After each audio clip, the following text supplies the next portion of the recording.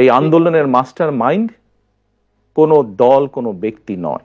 এই আন্দোলনের master mind বাংলাদেশের গণতান্ত্রিক জনগণ।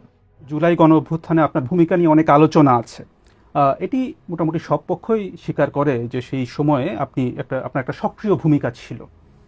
আবার আপনার দলের কোনো নেতা বা সমর্থক তারা এই অভ্যুত্থানের আপনাকে একমাত্র মাস্টার মাইন্ড হিসেবে আখ্যা দিয়েছেন। আপনি কি নিজেকে এই আন্দোলনের মাস্টার মাইন্ড হিসেবে দেখেন?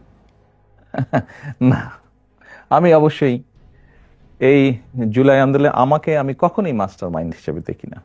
এই যে 5ই আগস্ট যেই আন্দোলন, জুলাই আন্দোলন বলে যেটি বিখ্যাত বা যেটি সকলের কাছে গৃহীত, এই আন্দোলনটি সফল হয়েছে জুলাই মাসে, কিন্তু এই আন্দোলনটি প্রেক্ষাপট শুরু হয়েছে কিন্তু বহু বছর আগে থেকে। এই আন্দোলনে বাংলাদেশের গণতান্ত্রিক রাজনৈতিক দলগুলোর নেতাকর্মীরা, সেটি বিএনপি হোক বা অন্য রাজনৈতিক দলগুলি হোক, যারা গণতান্ত্রিক রাজনৈতিক দল, প্রত্যেকটি রাজনৈতিক দল বিভিন্নভাবে অবদান রেখেছে, বিভিন্নভাবে তাদের নেতাকর্মীরা নির্যাতিত হয়েছে।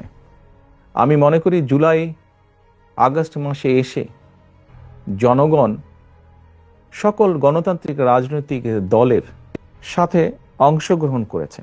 শুধু কি রাজনৈতিক দলের নেতাকর্মীরাই সেদিন ছিল মাঠে? অবশ্যই নয়। আমরা দেখেছি সেদিন মাদ্রাসার ছাত্ররা তারা ছিলেন এই আন্দোলনের মাঠে। আমরা দেখেছি গৃহিণীরা পর্যন্ত রাস্তায় নেমে এসেছেন সন্তানের পেছনে।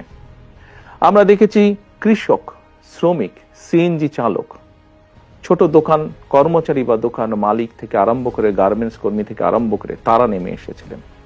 আমরা দেখেছিলাম সামরিক বাহিনীর অবসরপ্রাপ্ত কর্মকর্তা কর্মচারীরা নেমে এসেছিলেন এই আন্দোলনে।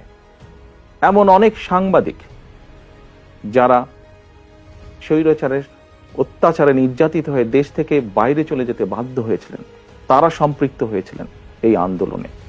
কাজী কারো ভূমিকাকে আমরা ছোট করে দেখতে চাই না, খাটো করে দেখতে চাই না। আমি বিশ্বাস করি দৃঢ়ভাবে সমাজের দল মত নির্বিশেষে, শ্রেণী বিন্যাস নির্বিশেষে প্রত্যেকটি মানুষের অবদান আছে।